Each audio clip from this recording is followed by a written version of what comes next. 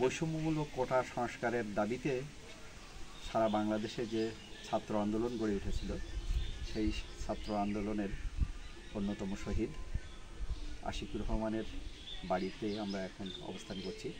আমি যেখানটা দাঁড়িয়ে আছি, পিছনে এটা আশিকের মাজার আপনারা দেখতে পাচ্ছেন।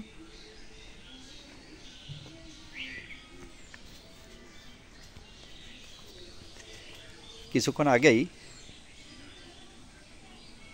বাংলাদেশের সমাজতান্ত্রিক দল বাসদ,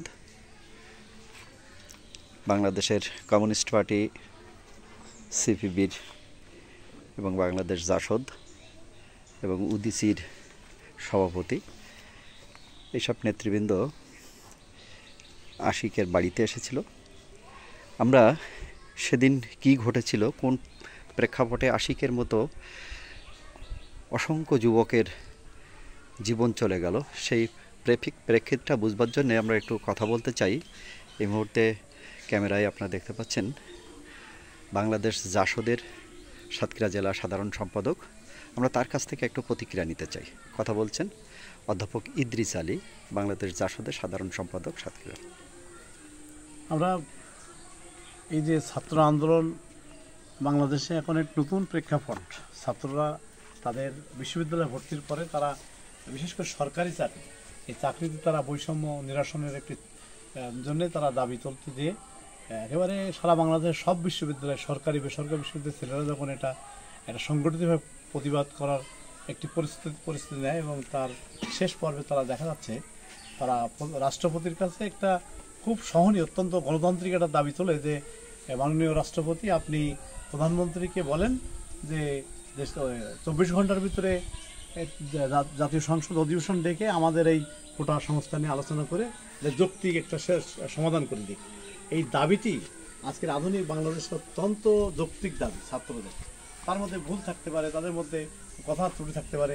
বাংলাদেশের যারা মালিক, এই দেশের জনগণ, তাদের পরিবারের কলিজার টুকরো সন্তানরা, এই যে বিশ্ববিদ্যালয়ে পড়ার সন্তানরা, এরা আজকের যুগে এসে যে কথা বলবে আর সেই কথা একটি গণতান্ত্রিক সরকার শুনবে না, এটা কেউ আশা করেনি। তারপরেও এই সরকার এই কাজটা করেছে, করে বাংলাদেশের 2 শতাধিক মানুষের জীবন ইতিমধ্যে চলে গিয়েছে এবং সব বাবা মার ভিতরে হাহাকার তৈরি হয়েছে। আমরা মনে করি এই সরকারের নীতিগতভাবে ক্ষমতায় থাকার দরকার ছিল না। তারা অতি সত্ত্বর সবাইকে ডেকে আলোচনা করে ক্ষমা চেয়ে তারা একটা ভালো ভোট দিয়ে দেশটা যারা চালাতে পারে তাদের কাছে দেওয়া ভালো। এবং তারা যে চালাতে পারবে না সেটা আমার মনে হয়েছে তাদের এই আচরণে। কারণ ছাত্ররা যখন আন্দোলন করে তখন মাননীয় প্রধানমন্ত্রী কিন্তু খুবই একটা আপত্তিকর কথা বলার পরে এই পরিবেশটা অশান্ত হয়েছে। আমরা মনে করি সারা বাংলাদেশের মানুষ শান্তিপূর্ণভাবে উদার গণতান্ত্রিক এবং সাম্যের সমাজ গড়ে তোলার জন্য নতুন যুদ্ধ এটা, এবং এই যুদ্ধের সাথে আমরা একমত থেকে একটি সমৃদ্ধশালী বাংলাদেশের স্বপ্ন দেখি। প্রিয় দর্শক, আপনারা নিশ্চয়ই জানেন যে আমাদের দেশের যে প্রথম শ্রেণী এবং দ্বিতীয় শ্রেণীর যে কর্মকর্তা নিয়োগ হয় সরকারি পর্যায়ে, সেখানে স্বাধীনতোত্তর বাংলাদেশের প্রধান রাষ্ট্রপতি আমাদের বঙ্গবন্ধু শেখ মুজিবুর রহমান মুক্তিযোদ্ধাদের চাকরিতে ইনভলভ করবার জন্য সাময়িকভাবে একটি কোটা প্রথা ঠিক করেছিলেন যে 30 ভাগ মুক্তিযোদ্ধাদের কোটা দিতে হবে। এটা একটা সাময়িক ব্যবস্থা ছিল, কিন্তু পরবর্তী পর্যায়ে 54 বছরে এই পদ্ধতিটার আর পরিবর্তন হয়নি। ইতিমধ্যে আমরা জানি যে গত 21 বছর ধরে এই কোটায় একজন মানুষের নিয়োগ দেওয়া সম্ভব হয়নি, খালি যেত। এইটা সংস্কারের দাবি করেছিল শিক্ষার্থীরা, এবং এই সংস্কারের দাবিতে শিক্ষার্থীদের যে আন্দোলন, সেই আন্দোলনটা অনেক বেশি পরিচ্ছন্ন একটি আন্দোলন ছিল। শুধুমাত্র তারা এই সংস্কার চাইছিল, কিন্তু এই সংস্কারটাকে আটকে দেওয়ার জন্যে একদিকে প্রধানমন্ত্রী তার একটি বিশেষ বক্তৃতার মধ্য দিয়ে এটাকে উস্কে দেওয়া হয়েছিল। এটা তিনি বলতে চাইছিলেন যে যারা কোটার দাবি করছে, কোটা সংস্কারের, তাদেরকে তিনি লক্ষ্য করে বলছিলেন যে মূলত মুক্তিযোদ্ধাদের নাতিপুতিদের চাকরি দেবো না, তো দেবো কি রাজাকারদের। এটাতে পরোক্ষভাবে যারা আন্দোলন করছিল তাদেরকে রাজাকার চিহ্নিত করা হয়। এইটা আসলে নিতে পারেনি সাধারণ শিক্ষার্থীরা, এবং তারা এর প্রতিক্রিয়া দেখিয়েছে, এবং সেই প্রতিক্রিয়াটার আবার রাজনৈতিকভাবে সেটাকে মোকাবিলা না করে সরকার এটাকে শক্তি প্রয়োগ করে নস্যাৎ করার বা এটাকে ধূলিসাৎ করবার জন্য মূলত লেলিয়ে দেয় ছাত্রলীগ এবং যুবলীগদেরকে।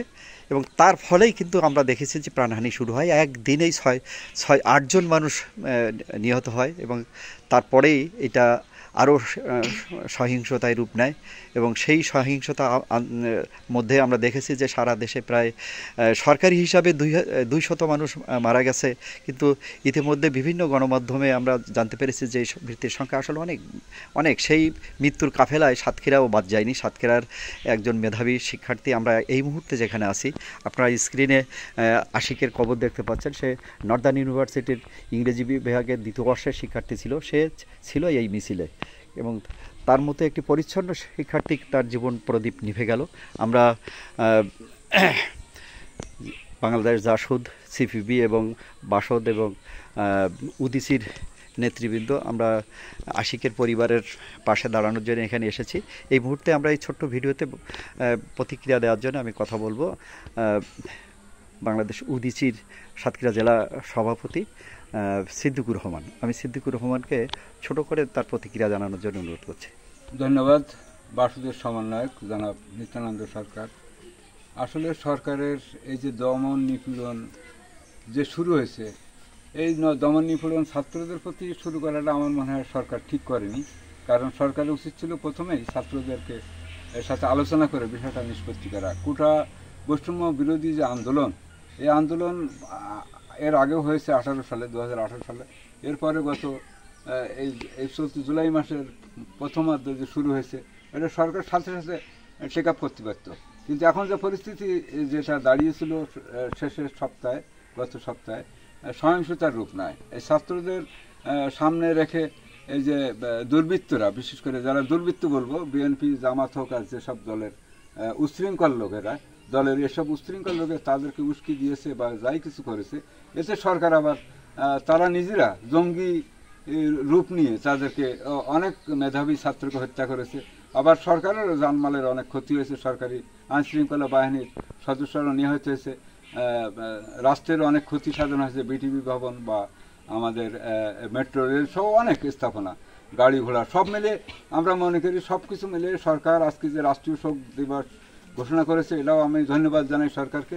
তারপরেও এই সরকারের ছাত্রদের খাপানো উচিত হয়নি এবং ছাত্রদেরকে এইভাবে, বিশেষ করে আসিফ হাসানের মতো একটা মেধাবী সহ এই যে প্রায় কয়েকশো ছাত্রের প্রাণহানির ঘটনা, এটা বাংলাদেশের জন্য অত্যন্ত দুঃখজনক, ন্যাক্কার। আমি এই হত্যাকাণ্ডের বা এই সহিংসতার যথাযথ আইনি ব্যবস্থার নেওয়ার জন্য সরকারের প্রতি আহ্বান জানাচ্ছি। সিদ্দিকুর রহমান, আপনাকে অসংখ্য ধন্যবাদ। আমি এই পর্যায়ে মূলত বাংলাদেশের কমিউনিস্ট পার্টি সাতক্ষীরা জেলা শাখার সভাপতি কমরেড আবুল হোসেন আছেন, আমি তার কাছে একটু প্রতিক্রিয়া নিতে চাই যে সরকার আজকে সরকারি শোক পালন করছেন, এটা রাষ্ট্রীয় কিংবা জাতীয় কোনো শোক দিবস নয়। এই শোকের দিন এই যে সারা দেশের একদম কোমলমতি শিক্ষার্থীরা যারা আগামী দিনে এই দেশের হাল ধরতে পারত, তাদের একটি দাবির থেকে বঞ্চিত করবার জন্য, তাদের অধিকার থেকে বঞ্চিত করবার জন্য একবার নেহাতি এদের উপরে সন্ত্রাস নামিয়ে এনে কোমল প্রাণগুলো ঝরিয়ে দেওয়া হয়েছে। এই বিষয়ে আপনার ছোট করে একটু প্রতিক্রিয়া আমরা আসলে জানতে চাই। আশিকের বাড়িতে আমরা এই মুহূর্তে দাঁড়িয়ে আছি। আসলে ছাত্ররা কোটা বিরোধী আন্দোলন করতে গিয়ে শাসক গোষ্ঠী নির্মমভাবে ছাত্রদেরকে ওই আন্দোলনকে থামিয়ে দেওয়ার কারণে তার লেলে দেওয়া বাহিনী তার সংগঠনের নেতৃত্বে এই ছাত্রদেরকে হত্যা করেছে এবং সরকারের দায়ভার নিতে হবে। কারণ সরকার তার জায়গার থেকে সরে এসে সাধারণ মানুষের উপরে অত্যাচার, নির্যাতন, নিপীড়ন চালিয়ে ছাত্রদেরকে হত্যা করেছে। তারপরেও আমি যেটা বলতে চাই, আজকে এই সাতক্ষীরার কৃতি সন্তান আসিফ হাসান, সে ঢাকাতে পড়তো, সেই ছেলেটা ওই কোটা বিরোধী আন্দোলন মিছিলে তার অগ্রযাত্রা ছিল, তাকেও হত্যা করেছে।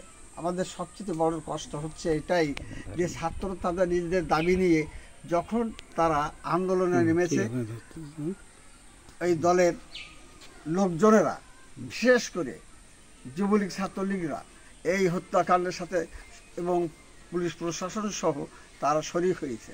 আমার একটা প্রশ্ন, যদি ছাত্ররা আন্দোলন করে ক্ষতি সাধন করে, তাহলে সরকারের প্রশাসন কোথায় ছিল সেদিনকে? কারণ এই গুলি না করে তাদেরকে থামানো যেত। প্রিয় দর্শক, আমরা সাতক্ষীরা জেলা সিপিবির সভাপতি কমরেড আবুল হোসেনের প্রতিক্রিয়া জানছিলাম। তিনি বলতে চেয়েছিলেন যে সরকার চাইলেই ছাত্রদের এই দাবির বিষয়টিকে আলোচনা করে সমাধান করতে পারতেন। তিনি সেই আলোচনা কিংবা আইনি ব্যবস্থা নেওয়ার জন্য সারা বাংলাদেশের মানুষ দাবি করেছিল, বুদ্ধিজীবীরা দাবি করেছিল, শিক্ষকরা দাবি করেছিল, সাংবাদিকরা দাবি করেছিল, ছাত্র জনতার দাবি তো করেছিলই। কিন্তু সরকার সেদিন অনমনীয় থেকেছে এবং সরকার তাদের উপরে শক্তি প্রয়োগ করেছে। আলোচনার মধ্যে দিয়ে এই ধরনের যে কোনো ধরনের বিষয় সমাধান করা যায় সেটা আমরা দেখেছি। তো সেই একটি সহিংস ঘটনার কারণেই আজকে আশিকের মধ্যে একটি তরতাজা প্রাণ ঝরে গেছে।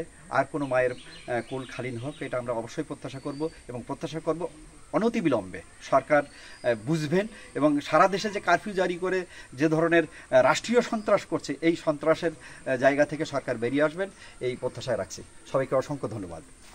কেটে দেন।